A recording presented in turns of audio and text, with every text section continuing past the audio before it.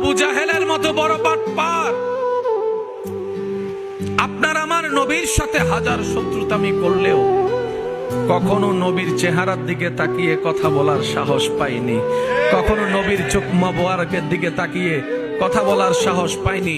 প্রশ্নকারী প্রশ্ন করে, লিডার সাহেব আপনি তো দূরত্বে আসলে আপনার আওয়াজ গর্জনে হুঙ্কারে আমরা থাকতে পারি না, এই করবেন আর সেই করবেন, আপনি কেমন জানি আব্দুল্লাহর ছেলের সামনে গেলে আপনি কেমন জানি মাথাটা নিচু করে রাখেন, চোখগুলা কেমন জানি চোরের মতো করে এদিক ওদিক অপলক পলক করে তাকাতে থাকেন, ব্যাপার কি?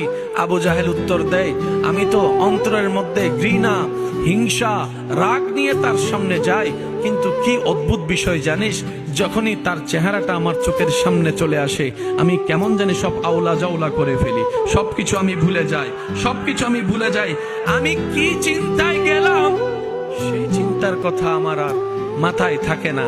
তো পরে নিজে নিজে ভাবলাম, যদি আমি তার দিকে তাকাই আমার মন গলে যাওয়ার সম্ভাবনা আছে, আমি যদি তার দিকে তাকাই আমার অন্তর নরম হয়ে যাওয়ার সম্ভাবনা আছে, আমি আর কঠোর হতে পারবো না।